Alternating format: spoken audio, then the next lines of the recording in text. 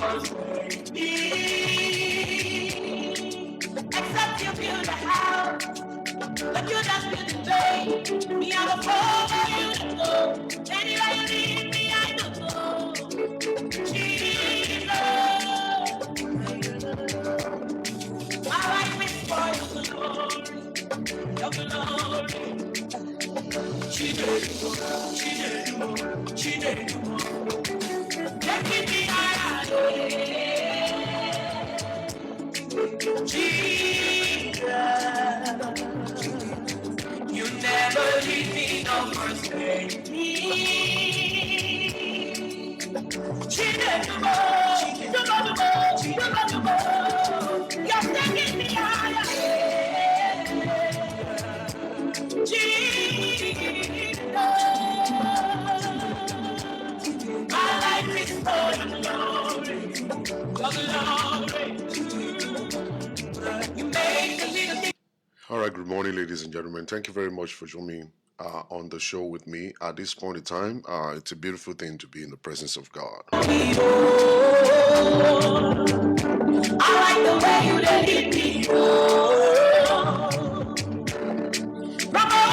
And as you're coming in, I want you guys to go ahead and share the video on your page. Let more people connect on the show this morning. Cause you delete me every day. I say I like it. I like the way you let it be. And I salute you guys as you do come inside as we do enjoy the whole story and the whole program together.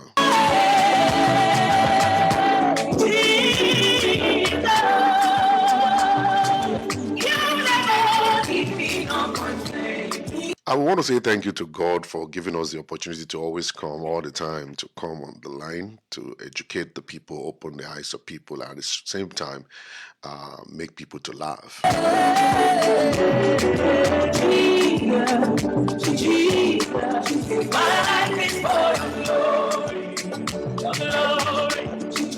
Except you build a house, the build up you can pay.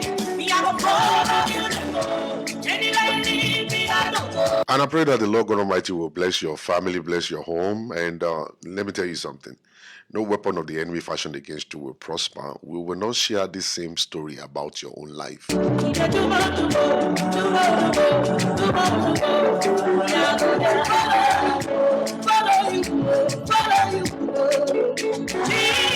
What I'm talking about is that this is not going to be your portion. When we share stories about your life, we're going to share stories of your prosperity, your successes. You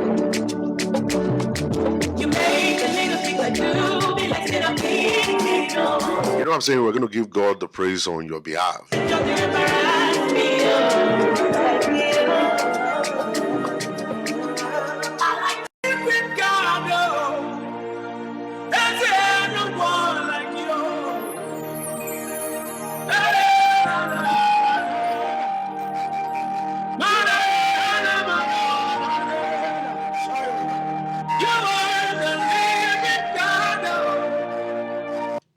All right, we're back. We thank the Lord God Almighty. I'm very sorry about that. The internet is a little slow this morning. That my prayer for you is that we will not share this kind of story or testimony about your own life, that your life will be stories of your goodness, your success, your prosperity.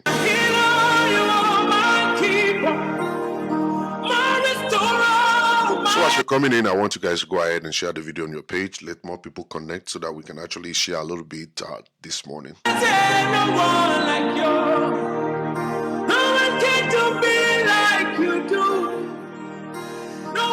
Touch me like you do, God. Hey, you are. You know, like I always say to you guys, that marriage is not easy. It's not something very easy, something very simple. We all must understand what we're doing.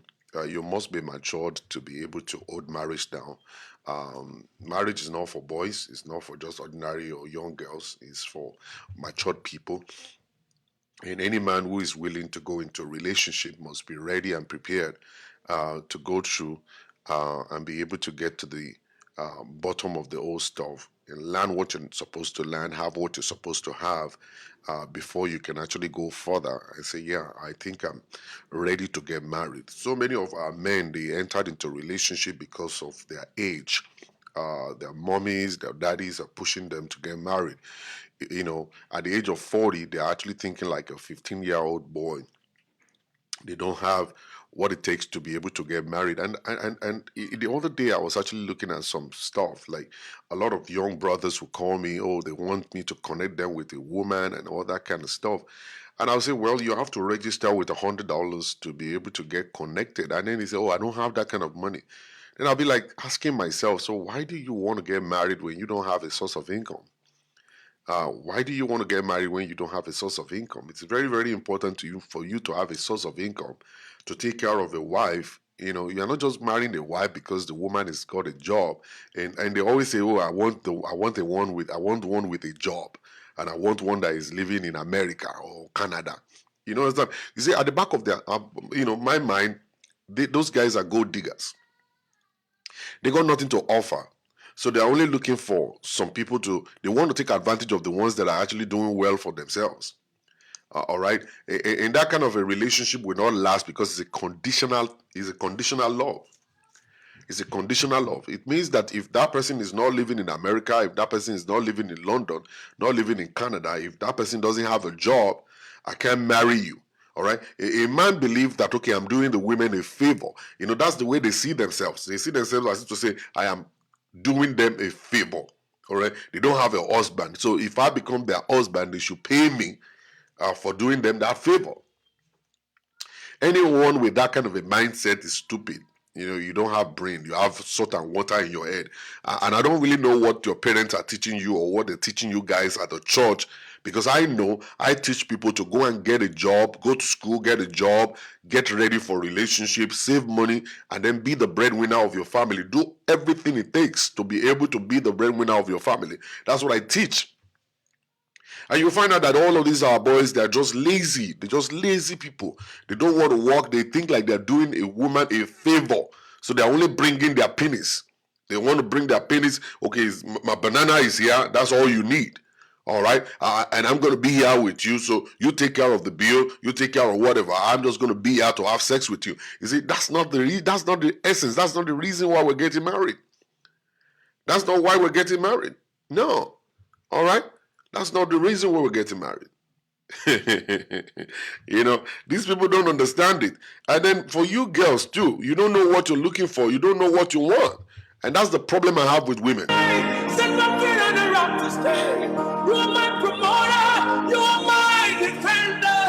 That's the problem I have with women. They don't know exactly what they're looking for. You know, they just feel like, okay, I'm just looking for a fine boy. There are so many fine boys all around the place that are useless. You know, fine boy without future. You know what I'm saying? Fine boy without education, no source of income at all. And then they come over to make you feel like, as if to say, they have done you a favor by marrying you.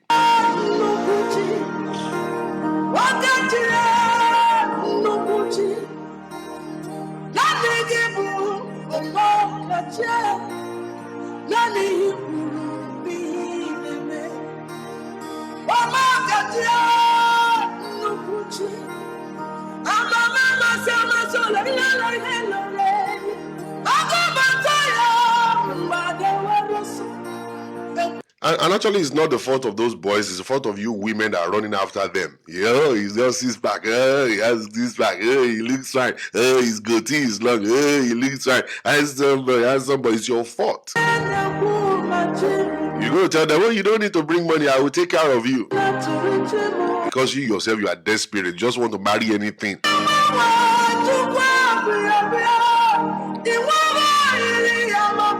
You know what you guys are actually targeting is this. Let me tell you what you're targeting. Because you've been going to weddings. So you actually have it in at the back of your mind. When will I get married too? I need people to come over here and do the intro dance. I will need my friends to jump around. I need to wear a wedding gown. I need to do the. You have forgotten that marriage is actually much more than wedding.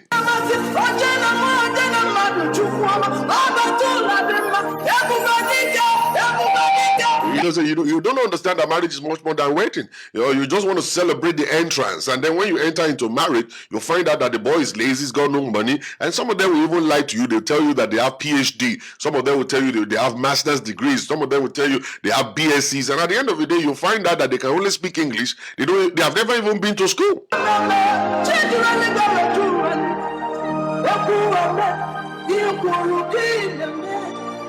They've never been to school, and no wonder we're having all of this killing all the time, because at the end of the day, they see you as their ATM machine. And then they want to just control you, and the moment you want to break free, then they kill you.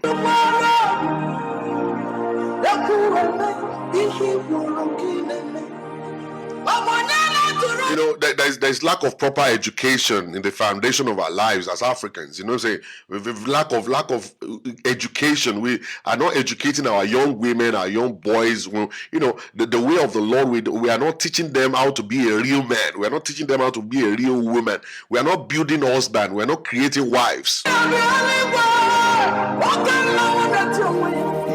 One fact that I come to understand right now: because a girl is a medical doctor doesn't mean that it's going to be a good wife.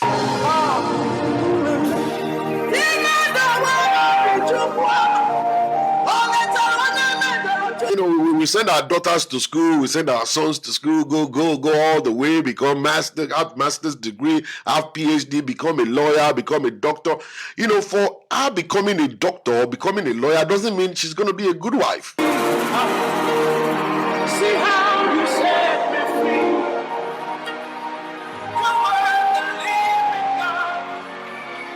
We just sit down right there and just believe that everything is just magical. It's just going to come, just like that. DJ Simple. No, it doesn't. It's not going to come like that. You've done so much for me. Proper education is very, very important and needed. If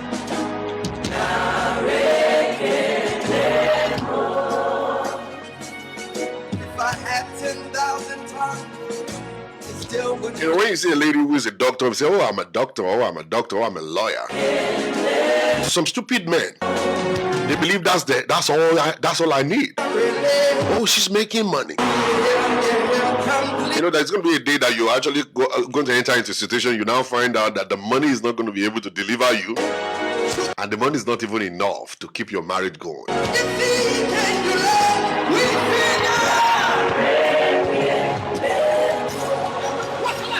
What shall I render to Jehovah? For he has. Marriage is much more than weddings, man. We want to jump around. The young ones today, they just love the wedding part of it. Oh, we're going to celebrate. We go do rehearsal. We go dance, shake our body, all the breasts popping out and jumping off the bra and all kinds of stuff. Oh, we are actually celebrating and all kinds of stuff. And then after the wedding, they now start looking at it and say, whoa, nobody, they didn't tell me all this. They didn't tell me this is how it's going to be. They didn't tell me I'm going to be responsible for this. No, they didn't tell me that I'm going to be paying bills. They didn't tell me I'm going to do this. Now reality has come. And that was the reason. And that's the reason why I said at the beginning that, listen, before you will ever think about getting married, you need to move out of your father's house.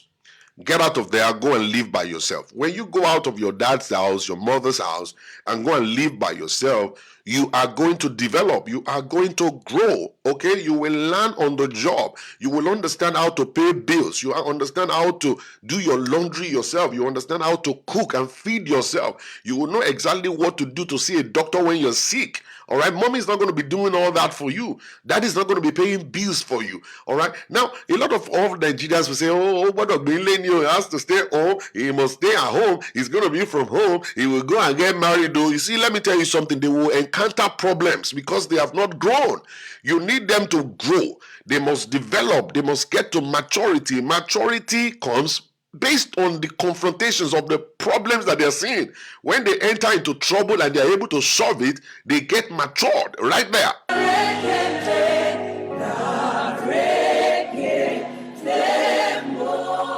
And you see the boys, they need extra training so they won't become wife killers.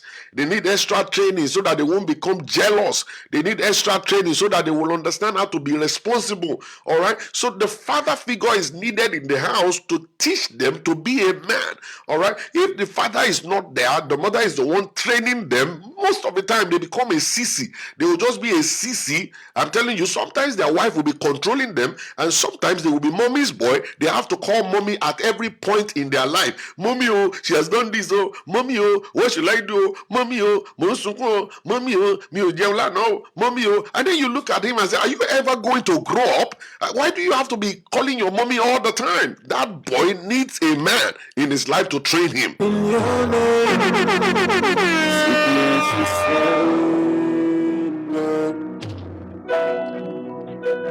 and then sometimes we believe it's only church. Listen to me. There is the part of church. There is the part of growing in the spirit. All right, that's not going to ever affect your cooking ability. Spiritual blessing or baby or your level of spiritual growth is not going to affect your cooking. You know, Holy Spirit can't teach you to cook. All right, Holy Spirit can't teach you to make love to your wife. Holy Spirit cannot teach you to clean the house. Holy Spirit cannot help you to be clean yourself. Holy Spirit cannot help you in doing that. Your name is holy. So when we're talking about training a man, a boy or a child in the way of the Lord, when they grow up, they will not depart from it. We are giving them a spiritual inheritance. Yes. And that is not going to affect the other stuff. You need to teach them to cook too. You need to teach them to clean. You need to teach them to do dishes. So when they go to live by themselves, that's when they grow. You know, the other day I was talking about Adam and Eve. You know, Adam and Eve were created adults, adults with a baby brain. God created them because the initial plan of God was, let me create them, let them not die, and let them just continue to live on the surface of the earth and all kinds of stuff like that. But the stuff is this. Listen. So they must wait for God to come in the cool of the day to give them instructions. God will always come in the cool of the day to give them instructions. So they are not able to do things by themselves. They can't carry out anything without God. They always must depend upon God. All right. So they failed because they didn't grow. They didn't develop.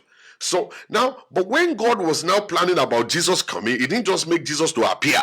As like he could do that. He could do it the same way he actually created Adam. He could just create a big Jesus, like a grown-up Jesus. A 33-year-old Jesus can just pop out from nowhere and just say, I am Jesus. Understand? And that could have actually make a lot of sense because people would have believed in him. Like they're just looking at the heaven, there is a kind of a sound, boom, and then suddenly you're looking up and you're seeing one guy with a white gown just descending from above and landing on the rock, boom, and you see, and then he actually proclaimed, I am Jesus, the Messiah. You see, with that one, that kind of entrance will make us to believe. Everybody will bow down to Jesus. They will reference him. They will say, he has come. But God didn't do that. God believed that anyone that will save humanity must grow. There must be development. There must be growth. You must actually grow. You must become matured. All right. So he created a baby Jesus. He put the baby inside the womb of a woman to grow inside of a woman. Okay. He got nourished from a woman. Then they gave back to him, and he grew up like a baby. Okay. And then he got to maturity. All right. Oh my God. He got to maturity.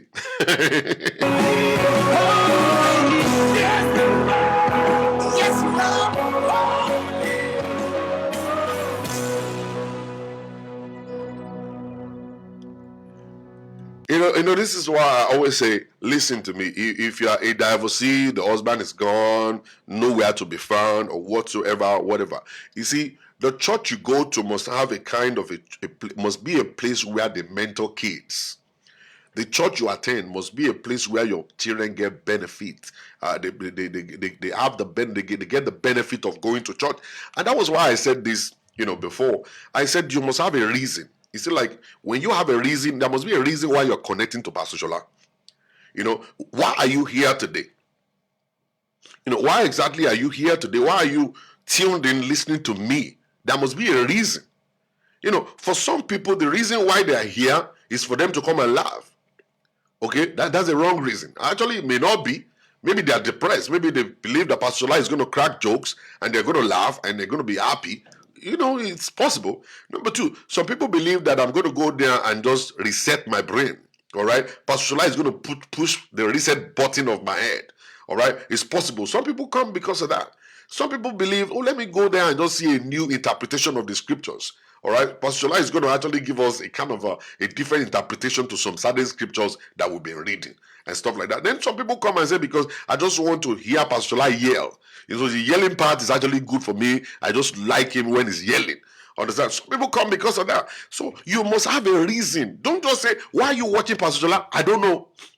When you say, I don't know, then you're very stupid. You have salt and water in your head. You cannot just be watching somebody from morning till night and say you don't know.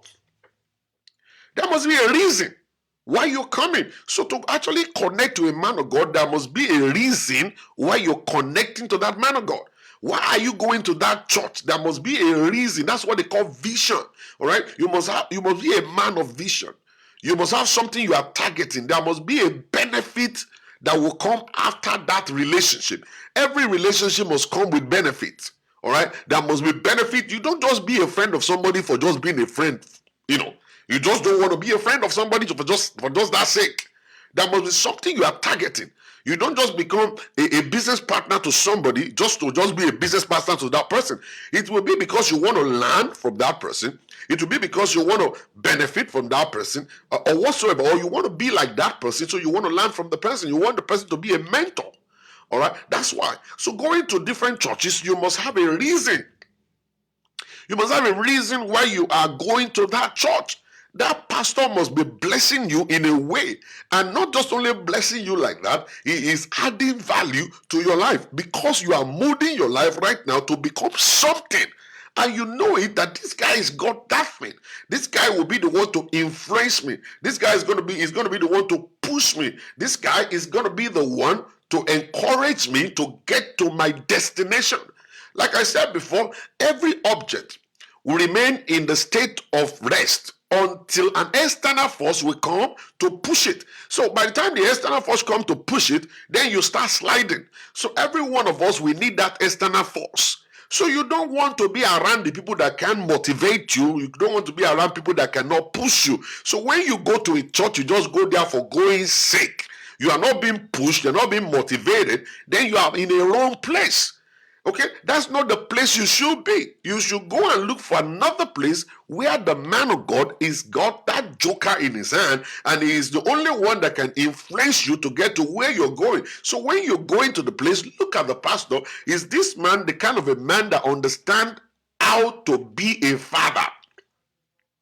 Then that's where you take your kids to, so that they can be mentored to become a man, to become a woman, and become a husband, and become a wife.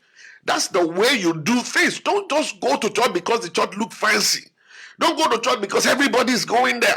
Don't go to church because the pastor is fine and handsome. Don't go to the place because the pastor is this or pastor is that. Don't go there because, oh, somebody is giving me a lift. Don't go there because my best friend is going there. Don't go there because they say, they have a TV ministry. Don't go there because it's very close to the house. All right? Because it's close to the house, but they are not feeding you, they are not touching your life, they are not helping your children. It means that you're wasting your time. Every Sunday you wake up in the morning and you go to that same church, it's a waste of your precious time and a waste of your destiny. If you don't understand, it's a waste of your destiny. You need to find a place where they can add value to your life. A place where they can build you, build your children. That's where you should go to. You don't just go. So every one of us, we need a push. So you need to train your children in all areas. Academically, they must be sound. They must become doctors, lawyers, pharmacists, or whatever. All right. Spiritually, they must be sound. They must know God, worship God, serve God in the beauty of His holiness. All right. Home training, they must be sound. You must train them all rounder. They must be everything. Don't just be one-sided. Ọmọ yẹn brilliant. Ó brilliant gan mi ò fẹ́ trouble ẹ̀. Má worry, má fabọ́, má bẹ́ẹ̀ fabọ́. Má worry, má sóúnjẹ, má bẹ́ẹ̀ sóúnjẹ. Let her concentrate. I need a doctor in my family. Let her just be a doctor. Don't worry, we will be washing the dishes and we will be cooking for you. Understand? You are destroying that girl. You are ruining the life of the girl. And those are the kind of girls that will go to a man's house and they actually become stagnant there, and then they get killed in that particular relationship. That's how they die there. Because you are not training them. You are not training them 100%. You are only training them on one side. They are brilliant in school, good. They must be brilliant in God, and they must be brilliant at home. Home training is important. They must learn to cook, learn to wash dishes, learn to do laundry, learn to run errands, and to do all kinds of stuff, and learn to respect elders. These are the things we have to feed our children. And that's why when they grow up, they will stay within it, and they will be academically sound, morally sound, and then biblically they'll be sound. They will have all things in them. All right? And it's because you, as a mother or father, don't have it all too. Because your own mother didn't teach you, because probably your mother was trying to teach you, you refuse to listen. And some of you always make mistake. Oh, my American. Oh, my American. Ẹ disturb oh, my America. Gbọ́dọ̀ correct ẹ. Ó ti gbé ìbò jù. Tó bá ṣe ìbò fún yín báyìí, ìbò gbáǹkó gbìn ní. Yá fílẹ̀. And then you let that girl, you let that boy become a nuisance because you refuse to educate them. You refuse to train them. All right? You spare the rod. When they are supposed to be beat up, you're supposed to you are grounded. No TV for 6 days. What kind of discipline is that? You are grounded. Grounded. You know, I was driving one day and I saw one man was beat. He actually broke the branch of a tree and he was beating the son. Now that son will be probably like about 4 or 5 years old. He was just beating her like that. So I said, Ori etipeju. Wọ́n ní àyà ọmọdé ni wèrè wá. Wọ́n ní ẹgbàá ló máa lè jáde. So these are the things. You have to train them to respect elders, train them to kneel, train them to prostrate, train them to respect elders. All right? And so when you now do that, you are saving them for the future. Now, that's what I call deliverance. That's what I refer to as deliverance. Deliverance is not until something happened to you. Deliverance is you from the foundation, teaching them not to fall into the pit. Deliverance to me, if you want to deliver somebody from hunger, you are going to educate that person to go to school, learn a trade, do one thing that will bring money. So when you teach them that, you are delivering them from hunger. So they won't be coming to you and say, we need support, sir. I need financial support, sir. I need financial. Anybody coming to you to say, I need financial support must have not been trained well. If academics didn't work, go and learn a trade. If you had a dream, Pastor Mulala, the doctor, when you are in school, you are not passing the exam. You can't pass the exam. Okay, then that's the time you're supposed to now borrow yourself brain and then now go exactly and go and learn a trade. Local carpenter, local sewing, local peja. Go and learn something so that at the end of the day, when you learn something, you have delivered yourself from hunger. All right, you want to deliver somebody from marital situation, you have to teach that person right from the day one how to be a good husband, how to be a good wife. Don't wait until they marry and they are now being confronted with issues and then they start beating up themselves and say, deliverance, stupid deliverance. Understand? That's not the way you deliver people. You deliver people with the word. You teach people. That's deliverance. You deliver them from the beginning so that when they get to that point in their life, they will know exactly what to do at every point in life. You have shared your own journeys with them, or your journey with them. They know, they understand what they're going to see each step along the line. Each step along the line. So you will be able to deliver them. They will not fall into the gutter. They will not fall into any kind of situation that they can't come out for. But we Nigerians, when we come here, we say, I'm American, I'm Canadian, I'm now, I'm the doctor, I'm the lawyer. What is the essence of becoming a doctor or a lawyer and useless at home? What is the essence of becoming a lawyer or a doctor that cannot cook? What is the essence of becoming a lawyer and whatever that cannot treat his wife correctly? What is the essence of becoming a lawyer or a doctor that do not know God? All right. So when they don't know God, they will deviate from the knowledge of the things of God. When they cannot do housework, then they are not going to be good wives or good husbands. So you have to train them both ways. At the age of 3, start sending your daughter, go and bring this. At the age of 4, start sending them, go and do this, go and do this. Oh yeah, pick the ground, housekeeping, pick the floor, pick up your toys, put them here. And at that point in time, they started getting that understanding. They put it in their head that, okay, I'm not supposed to litter the floor, housekeeping must be done. So they start learning gradually. All right. So you are the one destroying the life of your children by just educating them and making them to become doctors. And they are doctors now, but they are inside of that relationship where they are actually now being abused because they don't have the training required. The boys are abusive because they don't have the training required. So any church that you go, that your pastor is not mentoring your children, teaching them to become a husband and a wife and helping them to grow, that church is a wrong church. The reason why many of us go to church, let me tell you, and you're going to know that is the truth. The reason why many of you go to church is because of miracles. Many of you go to church because, protect me, God, oh, don't let my children die, oh, don't let my wife die, oh. We go to church because of that. We need security. We go to church when we are looking for job. We always are, Father, the job, oh, give me job, oh. We are not worshiping God for the right reason.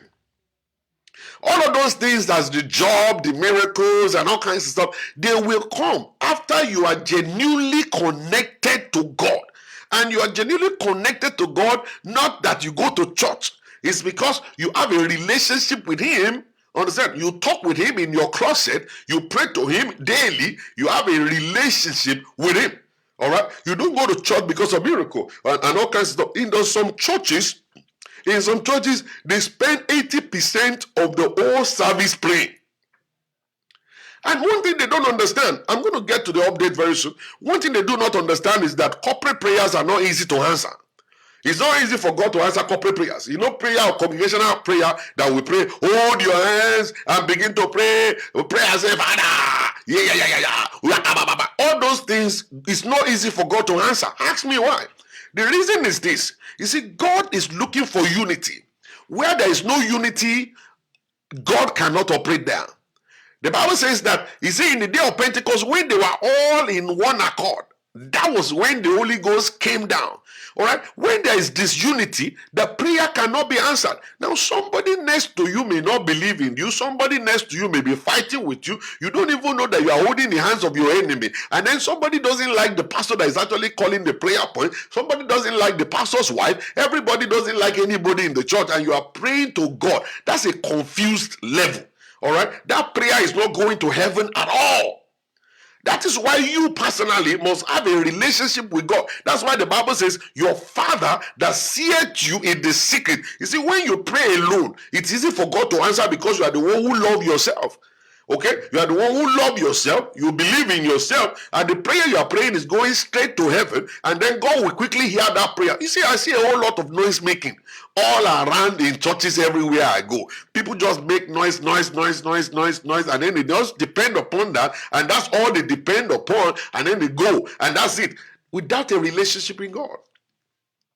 All right? That's not going to happen to you. So we need to train our children to deliver them from dying in relationship, to deliver them from abusive relationship. There will not be abusive relationship when the children are trained properly. When the children are trained properly, there won't be abuse in relationship. So it is from the beginning we have to set it up. I thank God for those ones that are actually treating parenting now. I thank God for those ones that are treating parenting. They are teaching people how to be good parents. All right. When you're a good parent, you will set the pace, you will set the highway, you will open the channel whereby the children will flow and follow, to the end of their days until they get to their goals. You will set it up for them. So it is from the beginning. It's from the beginning that you have to lay that foundation. It is not later. All right. So now what am I saying is that so many of these women are in abusive relationship and they cannot get out of it because, listen, the reason why a lot of women stay in relationship is because they don't believe in themselves. Their father didn't encourage them to let them know that they are beautiful people. They don't believe that they have the potential. They don't believe they can stand by themselves. All right. The moment a woman gets married, they believe the man has done them a favor by marrying them. All right. That by the time I leave this particular stupid man, I can't find another person. All right. Now, you don't have to find another person. You don't have to locate another person. All you need is a life that is worthy of living. All you need is a job that will feed you and feed your family. All you need is happiness and joy. And happiness and joy don't come from marriage. Marriage can't make anybody happy. It's not designed for happiness. You must already have happiness in you, that marriage will now enhance that happiness that you already have inside of you. All right? That's the way it's going to be. All right? Don't be looking for happiness in marriage. Oh, he will make me happy. He's not making me happy. Oh, he's not. No. Marriage can't make you happy. Marriage is not designed to make you happy. Likewise, marriage is not a ticket to heaven. All right? Because you are married doesn't mean that you're going to go to heaven. Because you are married doesn't mean that you're going to do good in life. No, marriage don't do that. All right? We get married because, number one, we are helping God to populate the heart. He has created us and he wants us to go and populate it. He said, go and populate it. Increase the place. All right? Get more children. That's number one reason why we're getting married. Number two reason why we're getting married is actually for fellowshipping. We are going to be able to help each other or one another to fellowship. All right? When the husband is weak, the wife will be strong. When the wife is weak, the husband will be strong. This is very good for two people to come together, to fellowship together. Number three, it is actually good for helping. All right, we help ourselves. All right, when one is down, the other one will be strong, so he will be able to pick you up. That has nothing to do with heaven, has nothing to do with making heaven at all. Marriage is designed to elongate your life. It's designed to elongate your life, and the way it's going to elongate your life is this: because you have somebody to fight with, you have somebody to vent to, you have somebody to quarrel with, you have somebody to hold, you have somebody to have sex with. All right. So at that point in time, your life will be at peace because you have someone to hold you, someone to tell you it's okay, everything is fine. Someone, that's the stuff.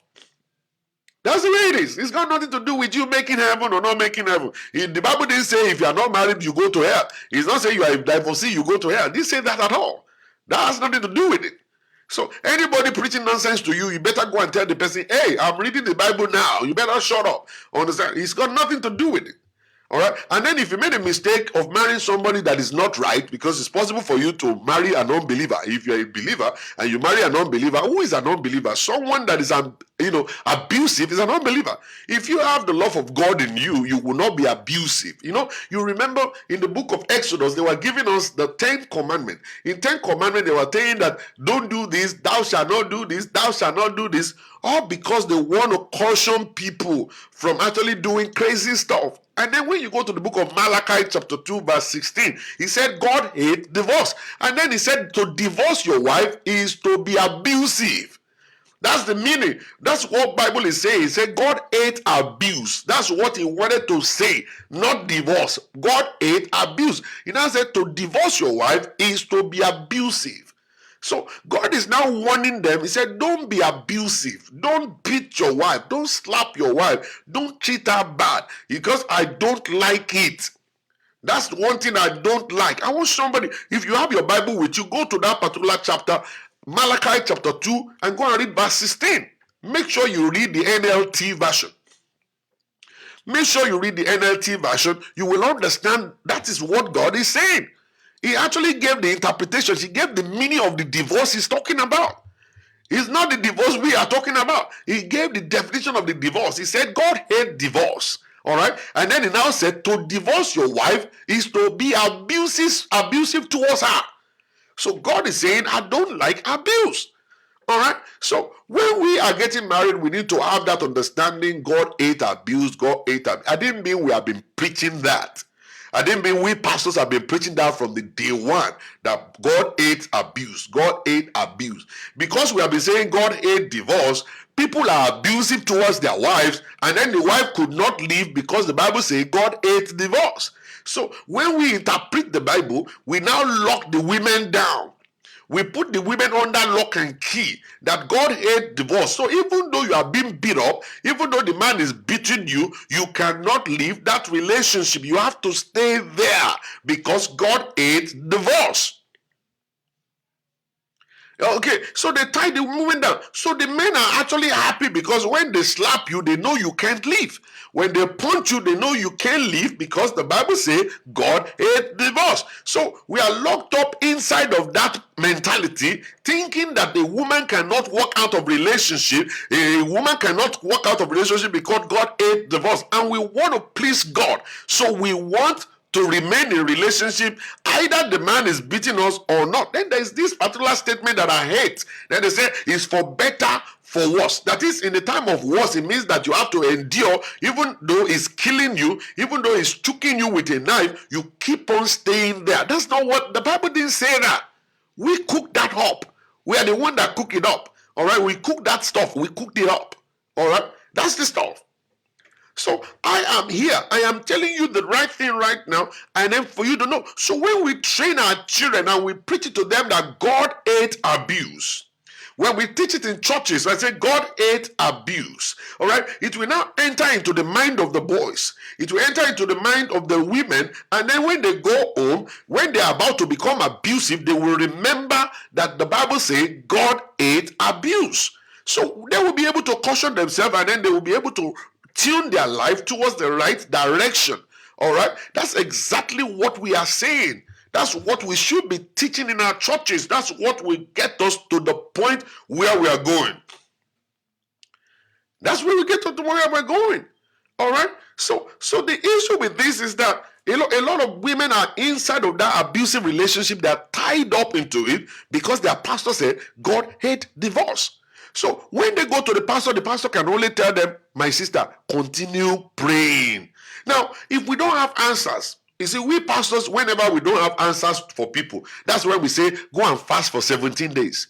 When we don't have answers, that's when we say, go and be praying for 7 days. And then they go and pray for 7 days just to get them away from us because the trouble is too much. The woman is calling every day, reporting every time. And then I can't stick it anymore. And then I'll say, go and just fast for 17 days. When you go and fast for 17 days, then be 17 days of peace for the pastor. They don't have any understanding of what to say. They don't know how to correct the whole situation. They don't know how to counsel you. So they will now begin to hide behind fasting and prayer. All right, that you don't really need. All right, so the issue with this is that they don't have wisdom. They don't have knowledge. They are not wise. All right, they are not knowledgeable people. You see, people that are wise are people that have read the Bible over and over. People that are knowledgeable are the people that the Holy Spirit is actually manifesting in their life. That when they read the scripture with understanding, and when they break down the scripture, they break it down with the power of the Holy Ghost. The Holy Spirit will minister to people when they break the word of the Lord down. The pastors don't have that. Okay, they don't have that at all. They just read the Bible, and then when they're being confronted by situation, they now say, go and fast and pray, because they don't have answers to those things. Praise God. So now what am I saying is that, you see, this particular lady, we want to just update what happened to her. She died in an abusive relationship. She has been in that abusive relationship for a long time. The prophet has been seeing revelations upon revelations, and they continue to encourage her to remain in that relationship. Stay there, stay there, stay there, stay there, stay there, stay there. And she has been staying there. She's been looking for something to connect with. And then, you know, women, when they go to church and they go and pour their mind out to God, they feel a little relieved, they go back home.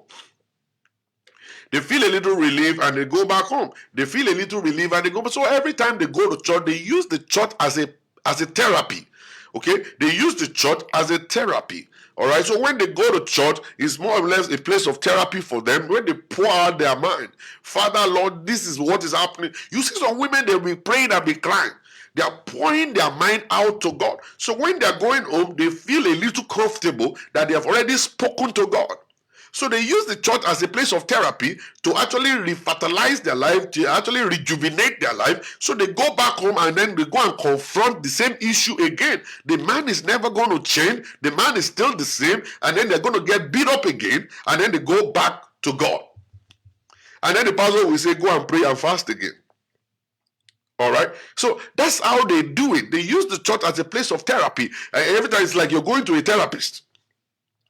Whenever the Americans say, have you seen your therapist? When you go to the office of a therapist, you will love the place because you might sleep off.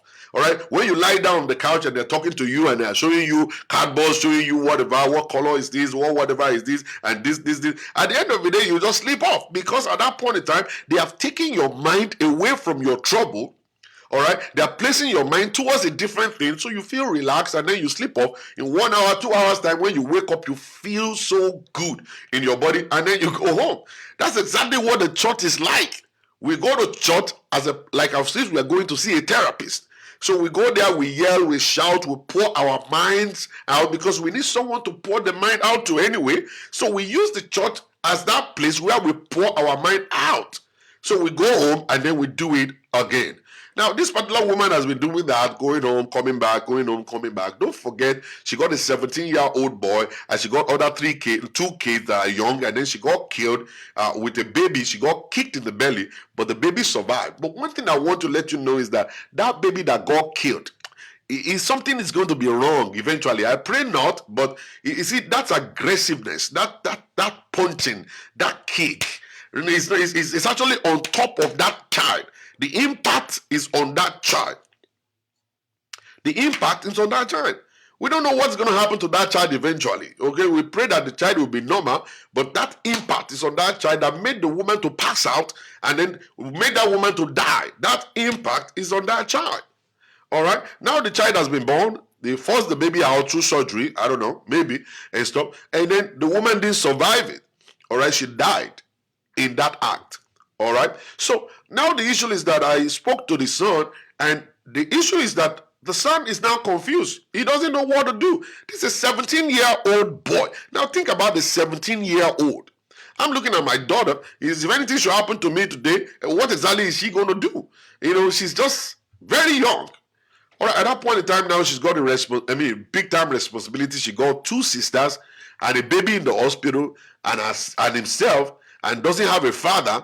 And the father of the other 2 is actually the one who killed their mother. And what exactly is he going to do? They're looking for their relatives. They're looking for people to help them. And at the same time, you know, the boy is just confused. So he actually messaged me. And so I called him up on Messenger. And I asked him, what exactly do you want us to do? He said, well, he must have to travel. Where do you want to go? He must have to go to Adeoye. And where is Adeoye? He said, that's where my grandmother is. All right. So we have to go to the grandmother, myself, and my sisters.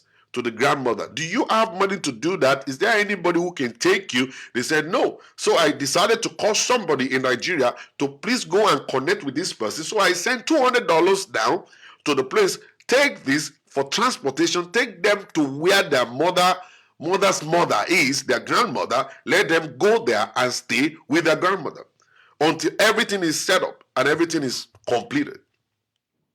You see, you will find out that this life that we live is actually too delicate. It's a very stupid life if we are stupid too. We have to make sure that we do things the correct way. We have to lay our bed the way we want to sleep on it. That woman don't deserve to die. She doesn't deserve to die. She's supposed to be alive today, having a baby in another 2 months. She's supposed to be celebrating the new baby. She's supposed to be doing, you know, baby shower or whatever they talk about it. And she's supposed to be happy with her kids right now. Even if the husband is not there. You know, I pictured it. I looked at it. Even if the husband is not available, at least let her just be alive to take care of her children. You know, let her just be alive to take care of her children. Where is she today? She's in the mortuary. When is she going to be buried? Nobody knows, okay? The woman is gone. The children are now left behind to actually go through the stress of life. Okay? What kind of strength do you think the grandmother has got to take care of them? Maybe she doesn't have a job. Maybe she doesn't have enough space to accommodate them. And nobody knows exactly what's going to happen. You know what I'm saying? We don't even know what's going to happen. But the issue is that we have to save a life. We have to help people. We have to do whatever it is necessary to be done to be able to get them to a very safe place so that the devil will not go there and kill them. Because, listen, some crazy men like that may decide to just go and kill the children too. You know, I don't want to have anything to do with anybody anymore. Let me just go and kill the children. He might go there and just poison those kids and kill them. So we don't know. So we have to get them out of there, take them to a very good place, a place where they can actually be secured and be taken care of. But I believe one thing, if it's the grandmother The grandmother will do her best, even though she's a old woman. Grandmothers, they would do their best. They would try to be able to take care of those kids. They might not do it the way their mother would do it. I mean, she might not do it the way their mother would do it, but at least they're still blood. It's still the grandmother. She will still be able to do something to be able to help those kids. So, this is supposed to teach us something. What exactly are you learning from this? What am I learning from this? Okay, what exactly am I learning from this one?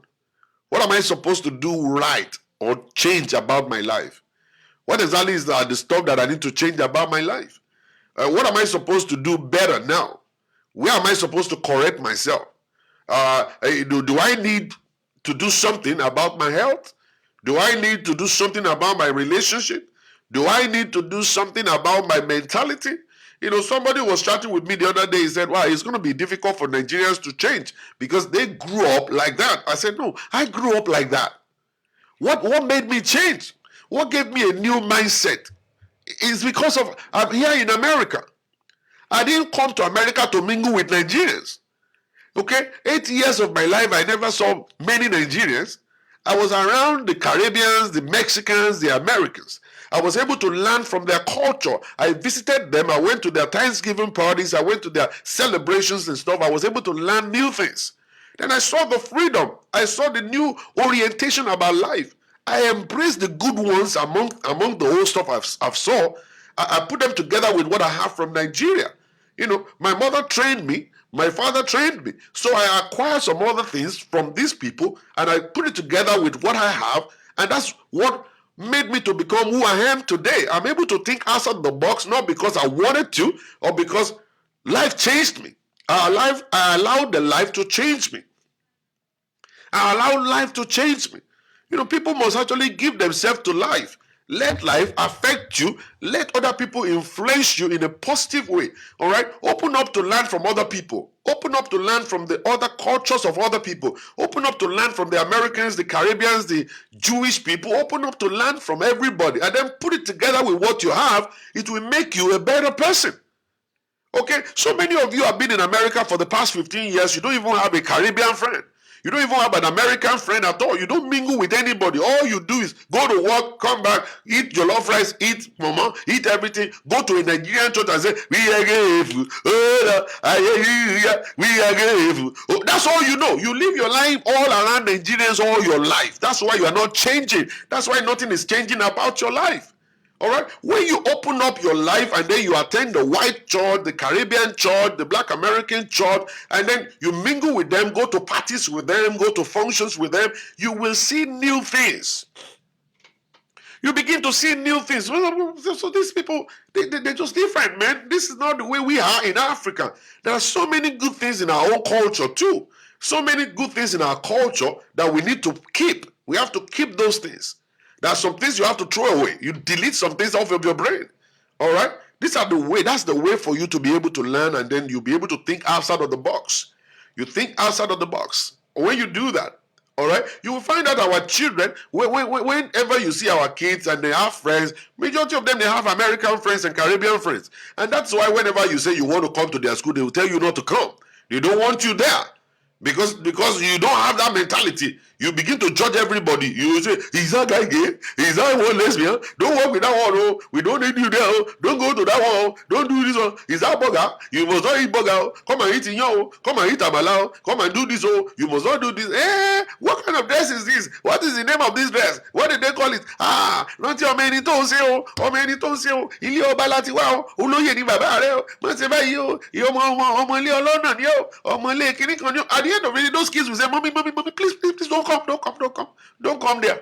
They don't want you around the place because you become so judgmental that you judge every little thing you see around them. They don't want you. They don't want you around the place at all. They will tell you not to come.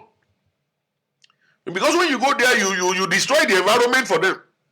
You don't know nothing. You don't know Jackie Robinson. The only thing you know is Bible. And the Bible that you know is upside down Bible you know.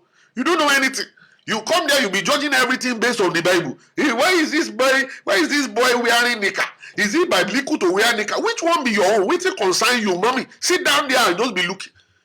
You know, sometimes even during their graduation ceremony, they don't want you to come. And that's why the kids will say, Mommy, what are you wearing? You say, I'm wearing native. Like, you can't wear native to my school. Don't come to my school with native. And then it will be the children that will now go and dress you up and be telling you this is what you wear. You are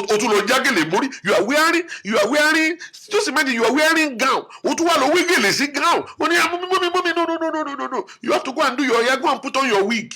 Then they teach you to dress. You don't even know how to dress. You are not fashion conscious. All you know is Iran Buba, 24/7. You don't know nothing. Understand?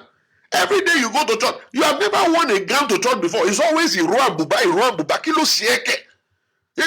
You are in America. Try and just just wear something different. Feel different. All right?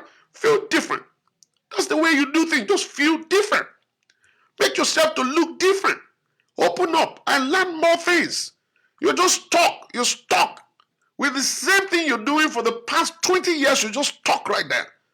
You are not enjoying your life at all. Okay? You are not enjoying your life at all. You are not. And even the gele now, more gele, you don't know how to put gele. Now they are helping you. They already have ready-made gele, microwave gele. All you need to do is just to put it there, and then everybody will think you are the one that put the gele there. Oh, more way. Want to quite any gele family. You know what I'm saying? So these are the things. I'm not like that. And then many of you guys don't even go to the club. You don't go to the club. Take your wife to the club. Go dancing. All right. It is in the middle of dancing floor that you will see something more about your wife. All right. Go dancing, loosen up a little bit. Church new, 9 VG, 7 days, 9 VG, 7 weeks, revival, 725, revival, and then you go, and then you don't have time to do your hair, you don't have time to do your nail, you don't have time to shave your armpit, you don't have time to dress up, and then you are actually stinky. That's why your husband is running away. He's 24. You see, when you take your wife out, when you go out with your husband, you will learn how to dress. When they take you to the club one day, you look at the other people wearing gown. You say, gown, my fits me. No, then go and wear the gown. And then if you know your leg is big, don't go and be buying high heel shoe. And the high heel shoe is now bending to the side like this. SL fine. Your leg is not designed for high heel shoe. Go and look for slippers. Flat slippers, and you put your leg inside and let your leg just sit down cool. There, it will fit you. It will fit you. You will have time to shave your armpit. You have time to use deodorant. You have time because now you are seeing other people. You're seeing other people going there and they are looking good, smelling good. All right? They are looking good, smelling good. Even you will sit beside a woman and you can perceive the odor. You not say, "Kai, this smell is on point. I love this." That will make you too to go and buy cologne. So many of your Nigerian women, they don't use deodorants. You will be passing by them, they will be stinky. They don't even know the deodorant to buy. They don't know. They don't know the kind of deodorant to buy. They don't know it at all. They just be there. Can't they understand that they need to go and buy deodorant? You see, it's when you go out more, go and eat out. It's not all the time. Daddy, daddy say you like Jenny Abamela. Daddy say that's not easy. Sometimes you just go out and eat. Go and do a romantic night out. You know, go out, take your wife to a place where you guys can eat and stuff. And it's not all the time go and eat something different. You can go out and just eat salad alone. Chicken salad is good for your life. Go there, eat it, and drink a glass of wine to bring it down. And so when you bring it down, you look into the eyes of your husband, you see his eyes will be shining.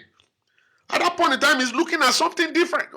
And he's thinking, he's fantasizing in his head. That will promote sex in your relationship. Who promotes sex in your relationship? Be running. It's just you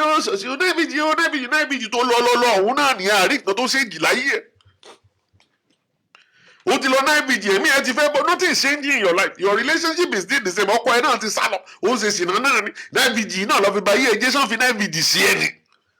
Say what David take care of yourself. You take care of yourself. You don't understand. You don't understand anything. You know what I'm saying? So these are the things you need to go and check. Put effort into how you look. Go to the gym. Go and walk. You don't have to even go to the gym at all. Just go to your park in front of your house. Just walk around that block like 2, 3, 4, 5 times. All right? Walk around the place 2, 3, 4, 5 times. Let the food digest. Don't let the pandemia be showing in your belly. Okay? So women like this, you would think they are pregnant. That was one day I saw one woman. I said, Pelema, you had to be 8 months to say, Pastor, me alone. Ẹ̀yin olóyún ni mi olóyún ni ẹ lóyún ẹ wá pààrọ̀ ẹ lóyún tí mi olóyún pásítọ̀ ẹ lóyún sẹ́ ẹ lóyún mọ́ mi ẹ lóyún ẹ agree alẹ́ ẹ lóyún ìbejì gan ló wà nù kò tẹ́lẹ̀ wò yìí ìbejì ni pásítọ̀ ni mi ò lóyún sẹ́ mi ò lọ́kọ ọkọ mi ti sá lọ ní ọkọ yín sá lọ ikú yín wá tóbi sáré ẹgbẹ́ ẹsẹ̀ banana business mi kan ní sẹ́ irọ́ mi ò lóyún pásítọ̀ mo single. You see, that's the stuff. The pandemium and the egusi and everything will just be staying inside your belly and be making the belly to be big, big, big, big. Okay? Walk around the block and exercise. They couldn't get digest. Let it go down the drain and go. You know what I'm saying? That's the stuff. That's how you do stuff. You do stuff like that. And then you will find out when the belly of the man is big, the belly of the woman is big. When they want to have sex, they now sleep on top of each other. The Mr. T will be hanging like this. The woman will now be asking me, "Unda, kini unda?" Mo try. Go see the belly. They shake here. The thing will be hanging like this because this is too belly. The belly is big on this side, and they're sleeping on each other. The Mr. T cannot go down there. The Mr. T will be hanging like that. You know, say, where is this now? You go take baby, go be affiliate. Oh, feel it, kini ani mo boss. Kini oh, ti feel it. Oh, affiliate say ma worry about.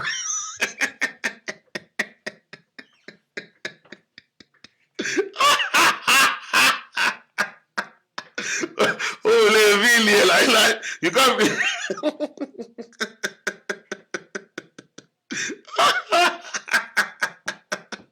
Oh, really.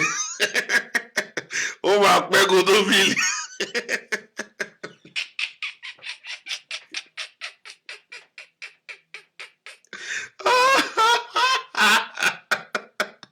Oh my goodness. I'm a crazy person. I'm crazy. I know I'm crazy for it. I'm not a good guy. I'm not a good guy. I'm a crazy person.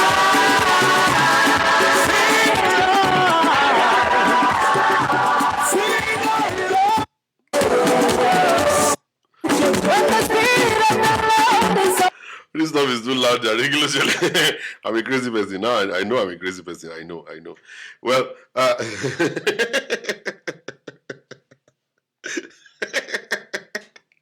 you know, so many things can happen like that.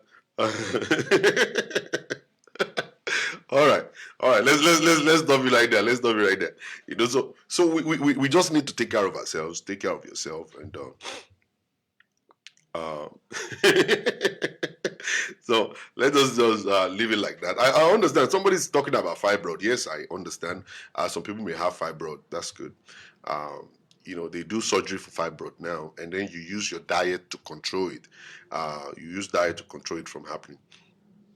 You know what I'm saying? So, like yesterday it was cold. It was so cold yesterday. It was so cold, so I decided, let me go to the junction. Let me go and buy a bottle of wine. So I bought a bottle of wine, and I get the whole heater going on, and everything is going on. Everything is fine. Warm up a little bit. But at the end of the day, I now found out that the sacrificial lamp is nowhere to be found. I was like, where is the sacrificial lamp? I cannot drink this thing. If I drink this wine now, finish up. And the fire is actually going on like that, and the environment is very cold like this. There must be somebody to sacrifice. We must sacrifice something. I couldn't find the sacrificial lamp. I said, Jesus Christ, move down.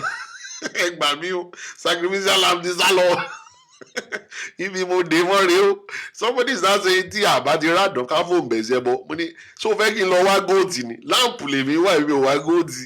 You know, say so. So it was cold yesterday. It was so cold, but the sacrificial lamb ran away. So I I had to watch CNN. I had to turn to CNN. I was hearing Donald Trump doing crazy stuff, and that was how I slept off. You know what I'm saying? That was how I slept off. You know. So, but we thank God. Yeah, we really thank God. So that's it for today. If you have any questions, maybe we should take questions, right? Um, the women yesterday, they left me hanging. I got a little pissed off. We were supposed to treat what do you like? How do you like it? How do you like it in relationship? How do you like sex? But the women, they couldn't call. Somebody already told me, they said they are never going to call, and they didn't. They disappointed me.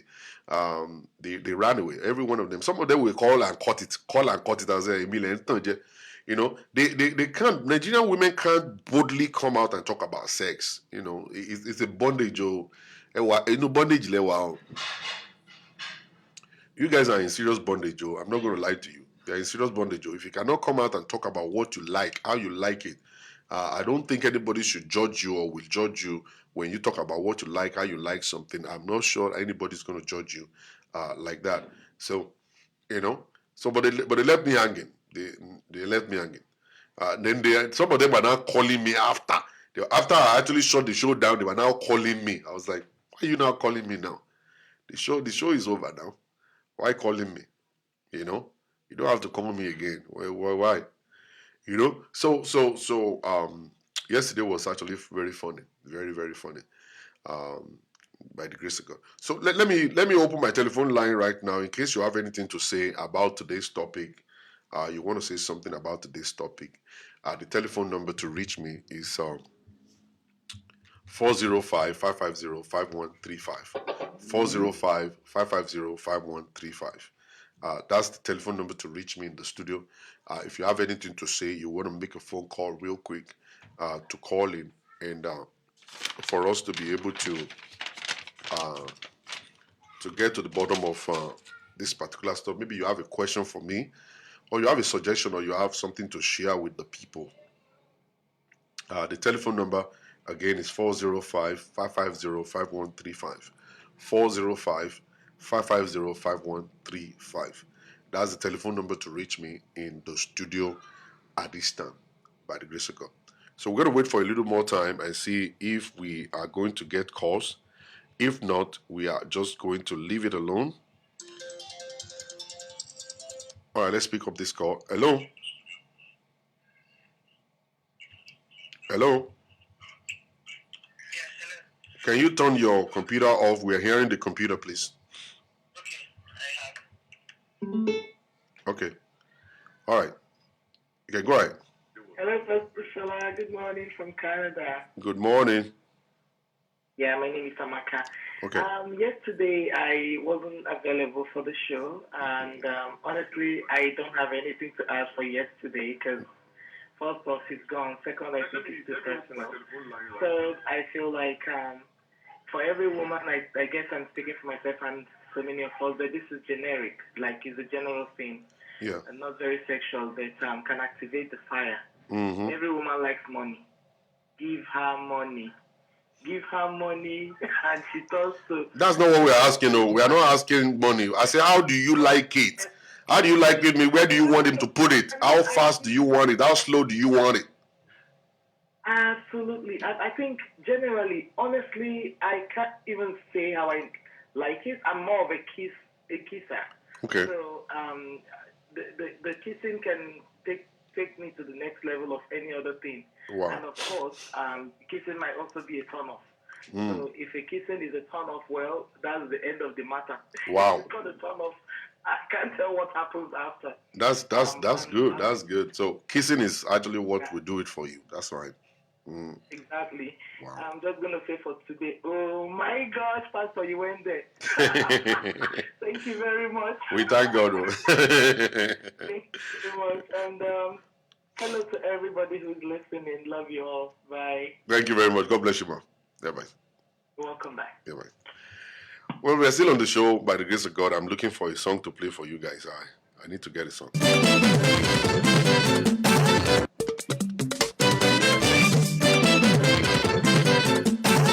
All right. We have another caller here. Hello? Hello? Hello? Oh no, it's just connecting. It's not connecting. It seems like your telephone is, your internet is a little weak. It's just connecting. It's not coming on. Not coming on at all. Maybe you should use a direct line. Use direct line to call instead of calling through WhatsApp. Thank you, Jesus.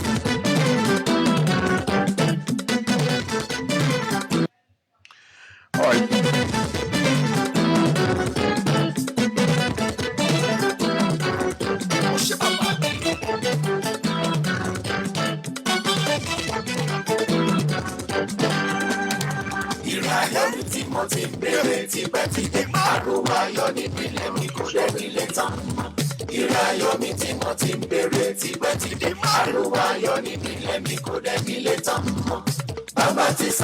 This one is the music of Yinka Ayefele, ladies and gentlemen. I said to that lady, I said, don't call through WhatsApp. Don't call through WhatsApp. Call from a direct number. Call the direct number, not WhatsApp. The internet is slow. The lady that is trying to call, please call through a direct number, not WhatsApp. The internet is slow.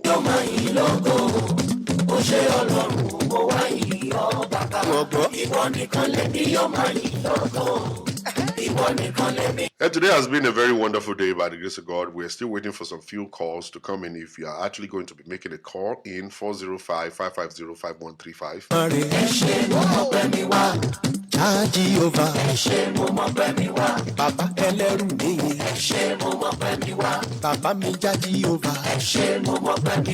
But one thing that I know is that people have been blessed already on the line. I've been getting text messages coming in. Yes. So I'm going to be happy to shut it down at this point in time if we're not getting any phone calls coming in.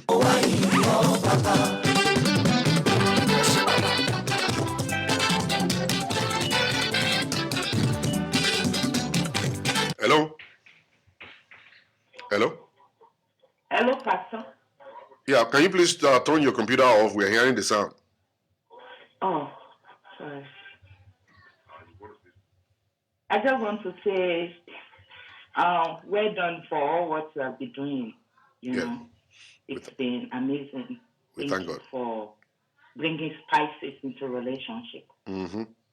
You know, like what you are saying, like what turn each. You know, we have different turn on points. For me, I was married for 17 years before my husband. I lost my husband. And sex is one thing we usually talk about and do because that spice up the relationship. But, I mean, when he caressed me, you know, sometimes I've worked, I say I'm tired. Saying I'm tired does not mean I'm really, really tired. And he knows you know, he knows how to press my weak button. Like, when I got caressed, then I'm ready to go. So that's my own contribution. And as you said about dressing, I think ladies, we need to dress good too. I mean, when you are home, get on a good bumper shot, attracting. When you have 3 children, it doesn't mean that we should go into the position of grandma. When you look good, and you know those things attract men. Everybody wants to be proud of their wife. Look good, do your hair. You don't have to be too much makeup person. Be moderate, and even the Bible says that we should do everything in moderation. Get a sexy nightgown. It's your husband. When it's your husband, there is no restriction. Get a body splash. Go to Victoria's Secret and get some secret perfume. Splash your body after shower. Get into sexy gown. I mean, those are the things that come meant on. You are not going to be, like you say, if you go to Navy to tomorrow and you are not ready to change, nothing will change you. Nothing will change. Born again men, they commit. I mean, this word that we have some strange women that they are ready to pull down home. You need to uphold your own physically, sexually, spiritually, prayerfully, every area. So it should be a bundle. Yes. So none of any aspect of the must be missing. Relationship should be left out. Yes. Thank you. Thank you very much. God bless you, ma. Thank you for calling. All right, the telephone line is open for anybody that will love to call in quickly or are still waiting. Okay, let me pick up this one. Hello. Hello. Hello. Hello, sir. Hello, Pastor. Hello, ma. Hello, good evening. Am I still on the show? Yes, you are on the show. You want to contribute? Okay, I'm calling from Madrid, and I'm very happy about the topic that you actually did today. Okay. I'm very happy about it. Yes. Yeah, I just want to give a bit of contribution about how people get into other countries and they don't integrate. I always say something that when you get into a place and you don't integrate, there is no way you can actually enjoy that place. Yes. You just be going around in circles with your local beliefs, and that's a traditional thing you have in your head. Yes. So most of the time, people tell me to be like, you get abroad and you want to be forming. But that's not the issue. No, it's not. I always tell people that most of the time when you get into the place, integrate, share your views, know other people's culture, know the way they think. Yeah. And that's how we got to know a lot of people that African marriages are in the right places. I mean, things are not being run the normal way it's supposed to be run. I mean, most people see that most men have this belief that when they marry you and they're doing you a favor. And that's not how it's supposed to be. No. But I pray God will actually help us. Amen. And I've even been criticized most of the time that how can a Christian be going to nightclubs with a husband? There is no big deal going to a nightclub with your husband. No big deal, man. Most of the time. No big deal. Because most of the time when you go out night outings, you come back. That's what actually blows the fire when you get back. Yeah. But a lot of people don't even know what it means. What it means to go to bed. You can't, after cooking, smelling fish and all that, you go to bed like that. Who wants to hug you? Who wants to hug somebody smelling all over? You know what I'm saying? Before you get into bed, I always tell people, have your shower. The sweeter you smell, the more the man will actually want to just dive into you. I tell you. For the grace, give us the sight to be able to, the foresight to see how things are supposed to be run. Yeah. That's just my little contribution. I'm very happy to always be on your show. Thank you. I really appreciate that. I know now that I'm not the crazy one. And that people actually reason like me. So it makes you feel good all the same. We thank God. God bless you, man. Thank you for calling. Day, sir. All right. Yeah. You see what I'm saying, ladies and gentlemen? We need to take care of ourselves.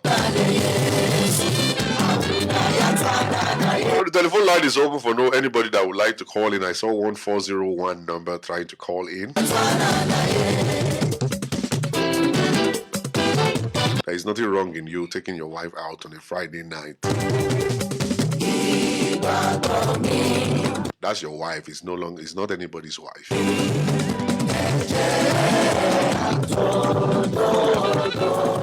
And you need to mingle with people, man. Relationship will elongate your life.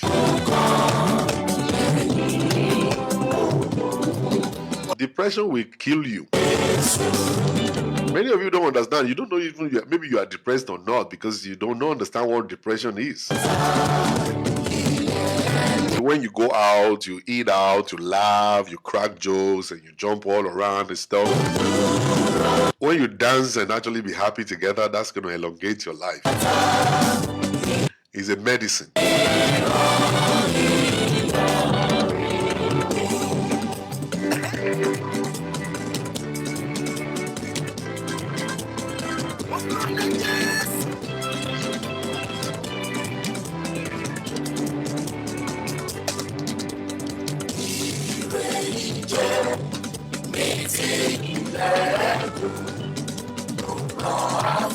It's a medicine, ladies and gentlemen. You're going to actually have so much fun going out and cracking jokes. It's going to keep your marriage together.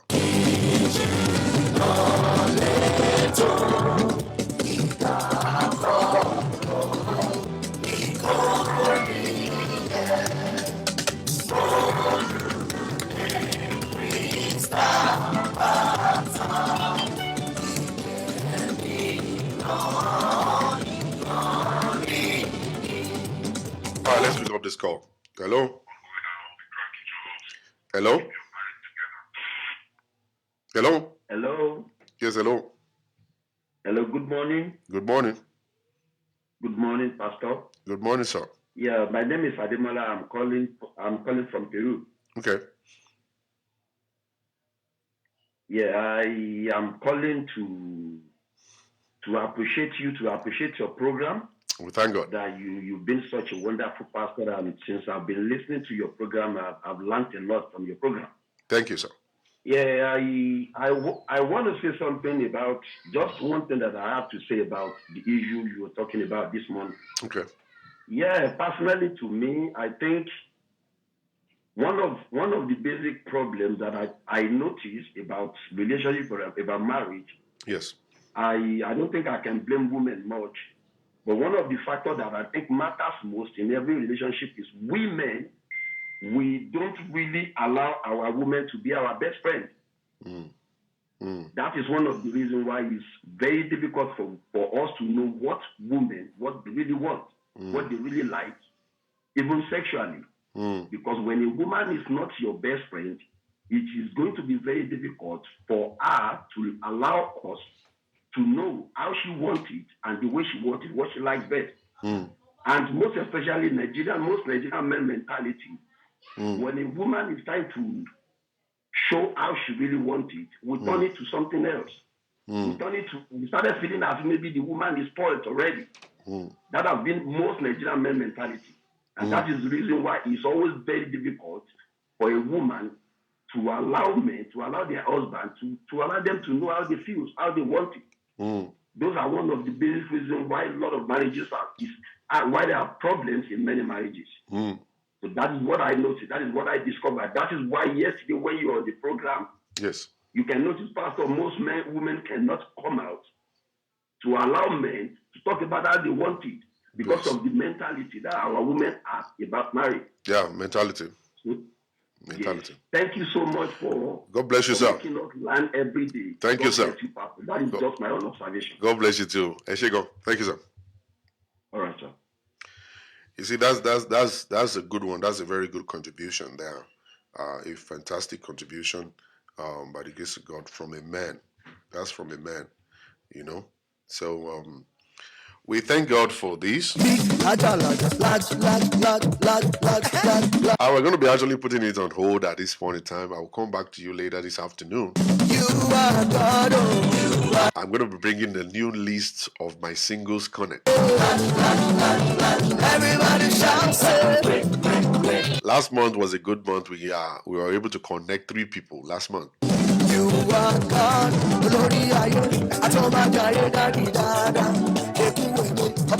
I'm talking about somebody here in America and somebody in Nigeria.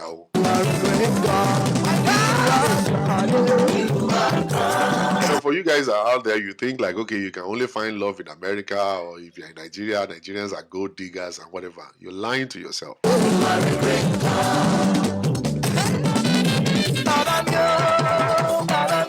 There are so many good people in Nigeria, good people in America. If they found each other, why not?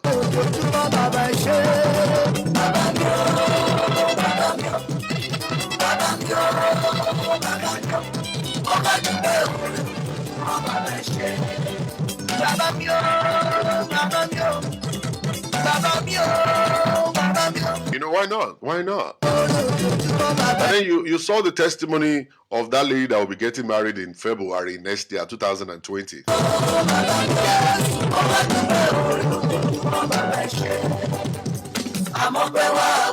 Some of you guys are still there. You're saying, I'm a born again. Is it biblical to actually connect people? Yeah. Wow, man, 50 years old. Wow, people to get here.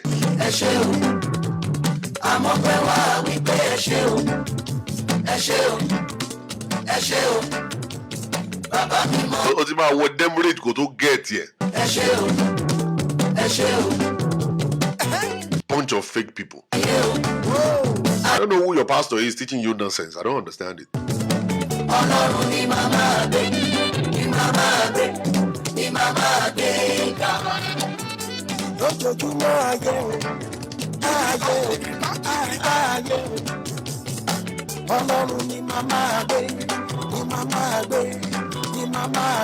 So I'm going to be coming out in the afternoon to actually share with you a new list of new people, and even some of the old ones that I still have that are ready for relationship. I have male, I have female.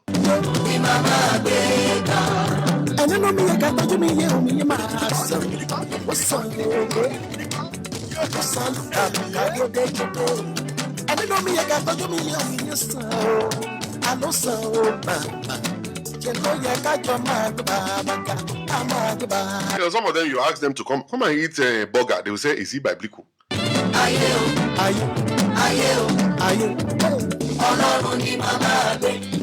Can you wear eye issue? Is it biblical?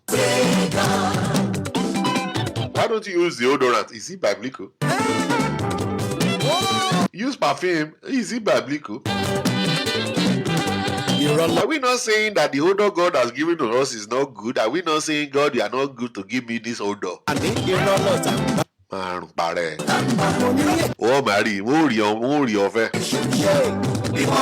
Mary, marry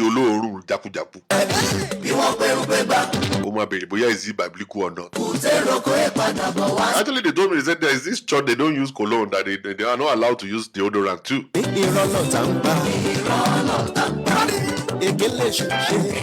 Can you use makeup? Is it biblical? Don't you understand that you are telling God that, God, the way you created me is not good, oh? Or there. Yes.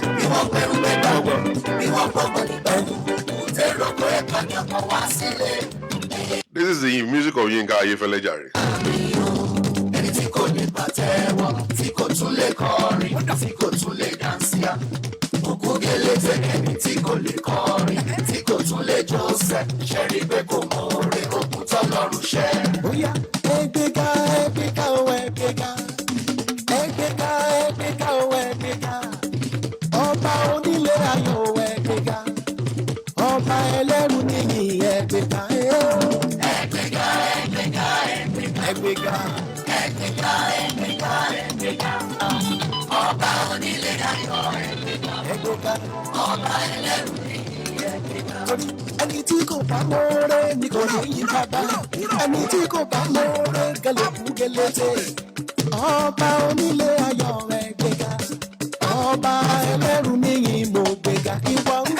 He's kissing biblical.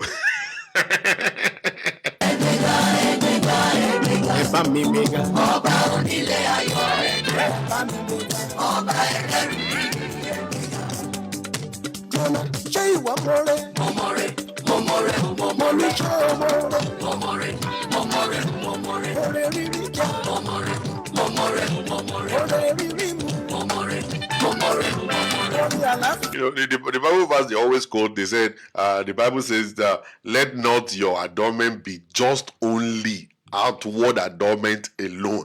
Not only. It means that you can do it, okay, but it must not just be only you beautifying your face. You have to beautify your inside too.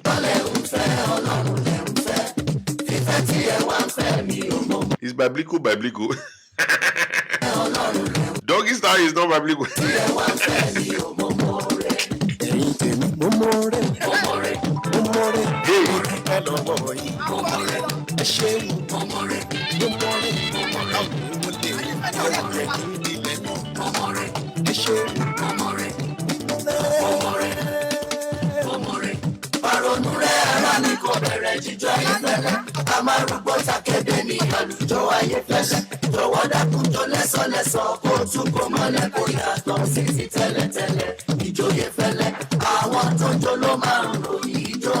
All right, ladies and gentlemen, thank you very much for coming on the show with me today. I gotta go real quick. God bless you. Thank you very much, and have a beautiful, beautiful, beautiful Saturday afternoon.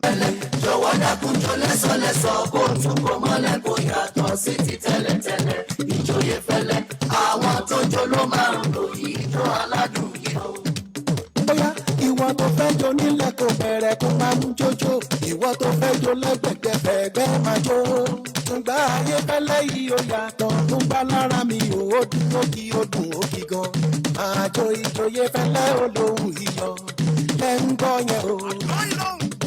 ronú rẹ̀ ara mi kò bẹ̀rẹ̀ jíjọ ayéfẹ́lẹ́ amárùkọ takébé ní àlùjọ ayéfẹ́lẹ́ jọ̀wọ́ dákúnjọ lẹ́sọ̀lẹ́sọ̀ kó tún kọ́ mọ́lẹ̀ kó yàtọ̀ sí ti tẹ́lẹ̀tẹ́lẹ̀ ìjọ ayéfẹ́lẹ́ àwọn tó jó ló máa ń ròyìn ìjọ aládùn yìí o. torí bàbá máa ti fọ̀rọ̀ ayé mi ṣàràtọ̀